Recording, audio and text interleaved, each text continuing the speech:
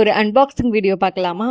Customer ஒருத்தவங்க மீஷோலேருந்து ஒரு saree order பண்ணி என்னுடைய அட்ரஸ்க்கு கொரியர் பண்ணிட்டாங்க. saree ரிசீவ் ஆனதுமே ஓப்பன் பண்ணி பார்த்துட்டேன். அண்ட் இதோட சாரியோட ரிவ்யூ, பேக்கேஜோட வியூ அண்ட் சாரியில் எதுவும் டேமேஜ் இருக்கான்றதையும் நம்ம கஸ்டமர்ஸ் கிட்ட கிளியராக எக்ஸ்பிளைன் பண்ணிட்டு தென் ப்ளவுஸ் பீஸையுமே அவங்களுக்கு இப்படி தான் இருக்குன்றதை காமிச்சிட்டு தென் நான் ஸ்டிச் பண்ண ஸ்டார்ட் பண்ணிட்டேன். அவங்க எனக்கு மெஷர்மெண்ட்ஸுமே கொடுத்துட்டாங்க.